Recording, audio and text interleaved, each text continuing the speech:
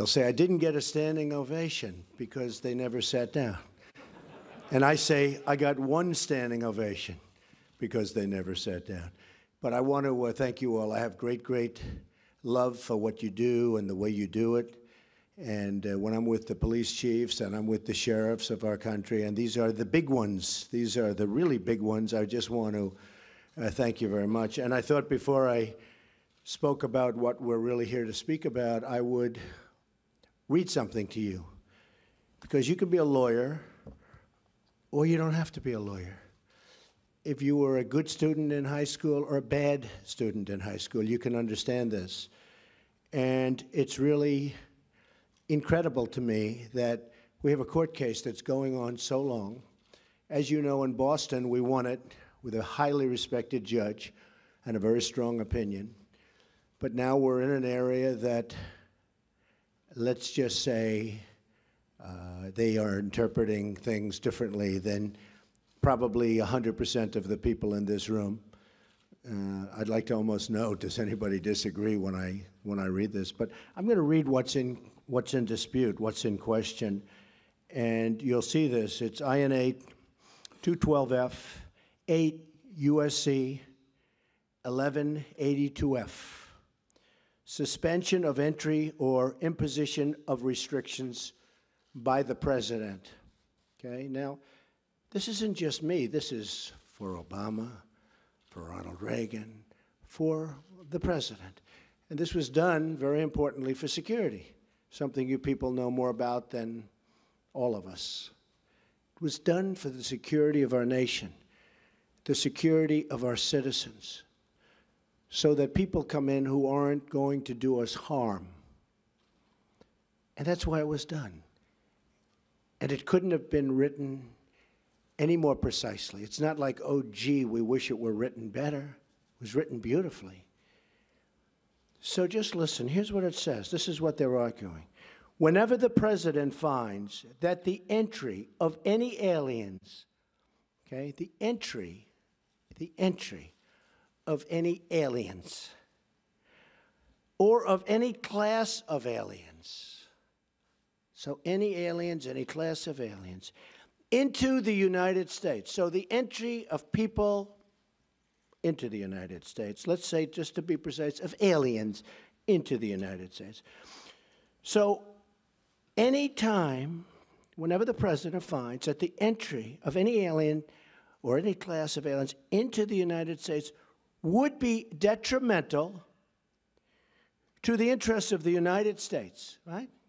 So if I find as president that a person or a group of people will be detrimental to the interests of the United States, and certainly there's lots of examples that we have, but you shouldn't even have them necessarily. He may be, and he may, by proclamation, and for such period as he shall deem necessary. Now, the only mistake is they should have said he or she. But hopefully it won't be a she for at least another 7 years. After that, I'm over. See? I just noticed that, actually. Just noticed it. I'm saying, whoa, this is not politically correct. It's correct, but it's not politically correct, you know. This is the old days. He may, by proclamation, and for such period as he shall deem necessary. So here it is. People coming in. Suspend the entry of all aliens, right? That's what it says. It's not like, again, a bad high school student would understand this. Anybody would understand this. Suspend the entry of all aliens or any class of aliens as immigrants or non-immigrants, or impose on the entry of aliens. Okay, so you can suspend the aliens, right? You can suspend the aliens from coming in. Very strong. Or impose on the entry of aliens any restrictions he may deem to be appropriate. Okay. So you can suspend, you can put restrictions, you can do whatever you want. And this is for the security of the country, which, again, you're the chiefs, you're the sheriffs. You understand this. And I listened to lawyers on both sides last night, and they were talking about things that had just nothing to do with it. I listened to a panel of judges, and I'll comment on that. I will not comment on the statements made by certainly one judge. But I have to be honest that if these judges wanted to, in my opinion, help the court in terms of respect for the court, they do what they should be doing. I mean, it's so sad. They should be, you know, when you read something so simple and so beautifully written and so perfectly written, other than the one statement, of course, having to do with he or she. But when you read something so perfectly written and so clear to anybody, and then you have lawyers, and I watched last night in amazement, and I heard things that I couldn't believe. Things that really had nothing to do with what I just read. And I don't ever want to call a court biased, so I won't call it biased. And we haven't had a decision yet.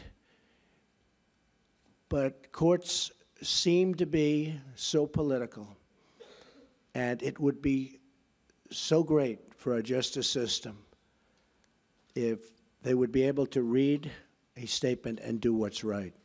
And that has to do with the security of our country, which is so important.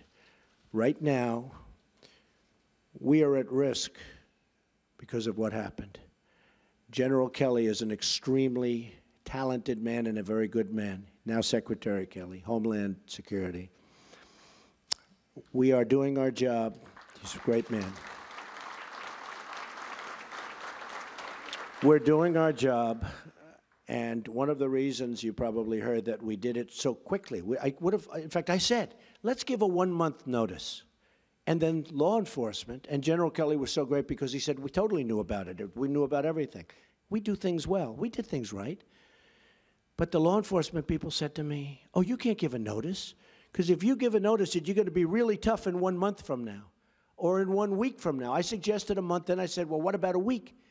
They said, no, you can't do that because then people are going to pour in before the toughness goes on. Do you people agree? I mean, you know more about law than anybody, law enforcement. So I wanted to give like a month. Then I said, well, what about a week? They said, well, then you're going to have a whole pile of people, perhaps, with very evil intentions coming in before the restrictions. So there it is, folks. It's as plain as you can have it. I didn't, and I was a good student. I understand things. I comprehend very well, okay? Better than, I think, almost anybody. And I want to tell you, I listened to a bunch of stuff last night on television that was disgraceful. It was disgraceful. Because what I just read to you is what we have. And it just can't be written any plainer or better. And for us to be going through this, and by the way, a highly, highly respected judge in Boston ruled very strongly in our favor. You heard that. In fact, I said to my people, why don't you use the Boston case? And there were reasons why they couldn't use the Boston case. This one came later, various reasons. But use the Boston case. And I won't read that, but there were statements made by that judge who, again, highly respected, that were right on. They were perfect. They were perfect.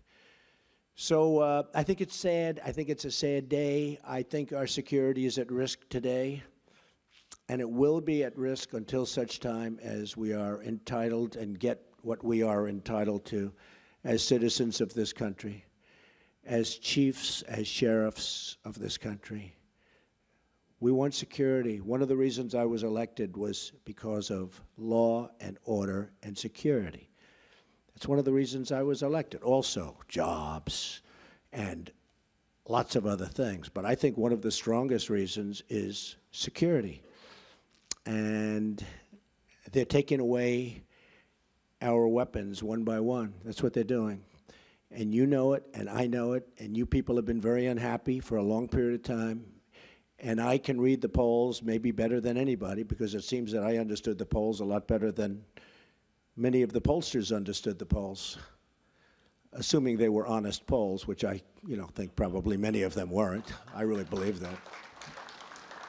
But we need security in our country. We have to allow you folks to do your job. You're great people, great men and women. And we have to allow you to do your jobs. And we have to give you the weapons that you need. And this is a weapon that you need. And they're trying to take it away from you, maybe because of politics or maybe because of political views. We can't let that happen. So with that, let's get on to business, right? It's really something. Thank you.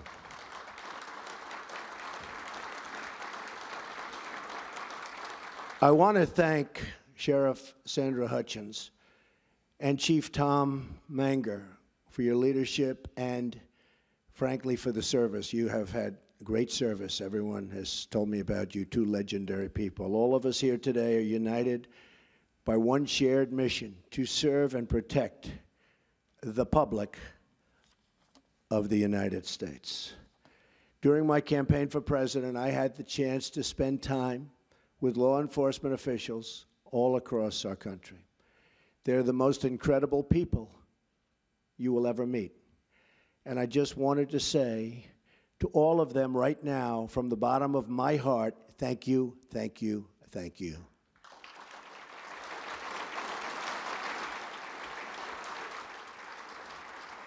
Thank you.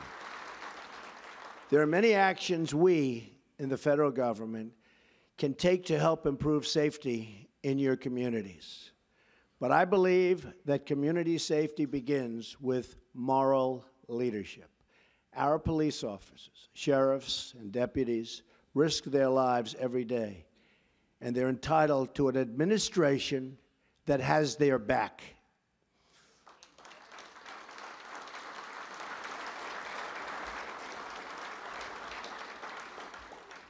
The first step in restoring public safety is affirming our confidence in the men and women charged with upholding our laws.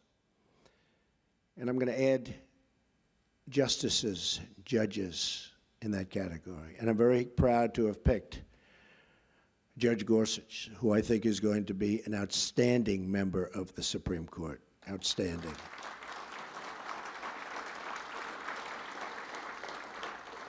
So I'd like to begin my remarks with a declaration issued to all of you and delivered to every member of the law enforcement community all across the United States.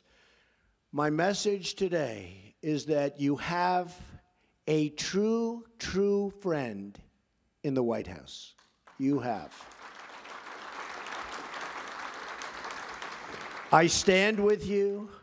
I support our police. I support our sheriffs. And we support the men and women of law enforcement.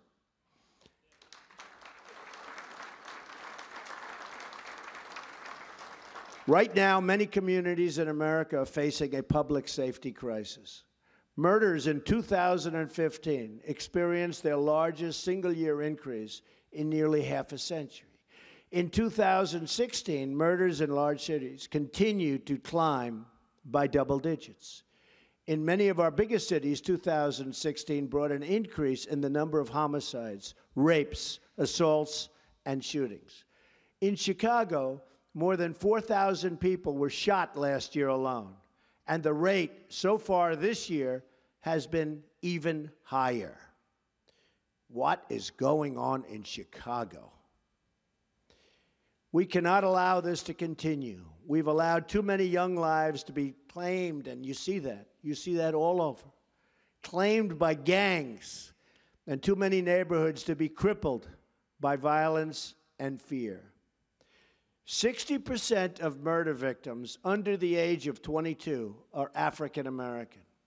This is a national tragedy, and it requires national action. This violence must end, and we must all work together to end it.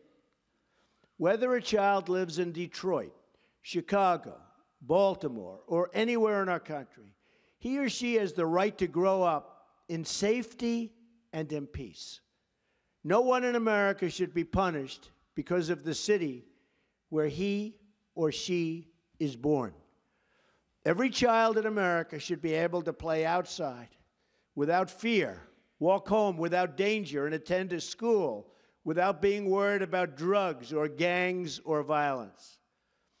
So many lives and so many people have been cut short. Their potential, their life has been cut short.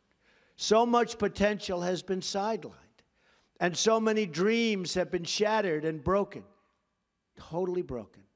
It's time to stop the drugs from pouring into our country. And by the way, we will do that. And I will say this, General, now Secretary Kelly, will be the man to do it. And we will give him a wall. And it will be a real wall. And a lot of things will happen very positively for your cities, your states. Believe me, the wall is getting designed right now. A lot of people say, oh, Trump was only kidding with the wall. I wasn't kidding. I don't kid. I watch this and they say I was kidding. No, I don't kid. I don't kid about things like that, I can tell you. No, we will have a wall. It will be a great wall, and it will do will be a big help. Just ask Israel about walls. Do walls work? Just ask Israel. They work, if it's properly done. It's time to dismantle the gangs terrorizing our citizens. And it's time to ensure that every young American can be raised in an environment of decency, dignity, love, and support. You have asked for the resources, tools, and support you need to get the job done. We will do whatever we can to help you meet those demands. That includes a zero-tolerance policy for acts of violence against law enforcement. We all see what happens. We all see what happens and what's been happening to you. It's not fair. We must protect those who protect us. The number of officers shot and killed in the line of duty last year increased by 56% from the year before. Last year in Dallas, police officers were targeted for execution. Think of this. Who ever heard of this? They were targeted for execution. 12 were shot and 5 were killed. These heroic officers died as they lived, protecting the innocent, rushing into danger, risking their lives for people they did not even know, but for people that they were determined to save. Hats off to you people. These slain officers are an eternal monument to all of the men and women who protect our streets and serve our public. We will not forget them, and we will not forget all of the others who made that final sacrifice in the line of duty. God has blessed our nation to put these heroes among us. Those who serve in law enforcement work long hours. You work long hours. I know so many sheriffs, so many chiefs, so many police. You work long hours and dangerous hours oftentimes in difficult conditions and for not that much pay relative to what you're doing. They do it because they care. We must work with them, not against them. They're working against you. For many years, they've been working against you. We must support them, not undermine them. And instead of division and disunity, and which is so much disunity, we must build bridges of partnership and of trust. Those who demonize law enforcement or who use the actions of a few to discredit the service of many are hurting the very people they say that they want to help. When policing is reduced, crime is increased, and our poorest citizens suffer the most. And I see it all the time. When the number of police goes down, crime goes up. To build needed trust between law enforcement and the communities they serve, it is not enough for us to merely talk to each other. We must listen to each other. All of us share the view that those in uniform must be held to the highest possible standard of conduct. So important. You are the role models to young Americans all across this country, many of whom want to go into law enforcement, many of whom want to be a sheriff or a police chief, many of whom. They have great respect for you, tremendous respect. You don't even realize it, but I will tell you, they have great respect and admiration for the people in this room and the people that you represent. And don't let anyone ever tell you different. Don't let the dishonest media try and convince you that it's different than that, because it's not.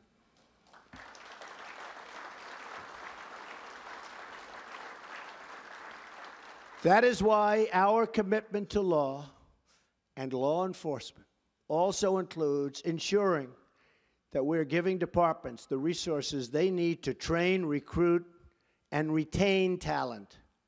As part of our commitment to safe communities, we will also work to address the mental health crisis. Prison should not be a substitute for treatment.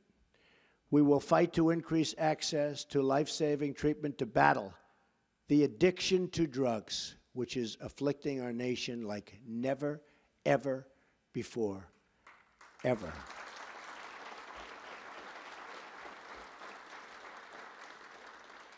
I've been here 2 weeks.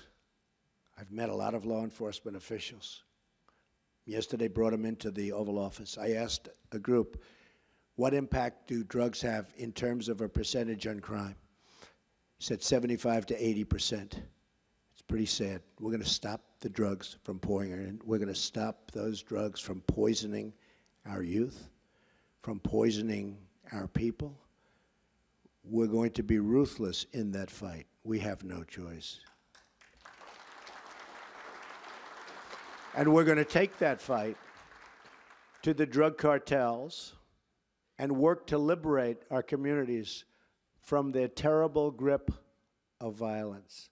You have the power and knowledge to tell General Kelly, now Secretary Kelly, who the illegal immigrant gang members are. Now, you have that power because you know them. You're there. You're local. You know the illegals. You know them by their first name. You know them by their nicknames. You have that power. The federal government can never be that precise, but you're in the neighborhoods. You know the bad ones, you know the good ones. I want you to turn in the bad ones. Call Secretary Kelly's representatives, and we'll get them out of our country and bring them back where they came from, and we'll do it fast. You have to call up the federal government, Homeland Security, because so much of the problems, you look at Chicago, and you look at other places, so many of the problems are caused by gang members, many of whom are not even legally in our country. And we will work with you on the front lines to keep America safe from terrorism, which is what I began this with. Terrorism, a tremendous threat, far greater than people in our country understand. Believe me, I've learned a lot in the last 2 weeks, and terrorism is a far greater threat than the people of our country understand. But we're going to take care of it. We're going to win. We're going to take care of it, folks. Let today be the beginning of a great national partnership. Let today serve as a great call to action. And let this moment represent a new beginning in relations between law enforcement and our communities. I want you to know the American public totally stands with you. I want you to know the American people support you. I want you to know how proud we are, truly proud, to know you. We applaud your efforts. We thank you for your service. And we promise that you will always find an open door at the White House, an open invitation to our great cops and sheriffs nationwide. They're great people. You are great people. Thank you. God bless you, and God bless America. Thank you very much. Thank you. Thank you, everybody.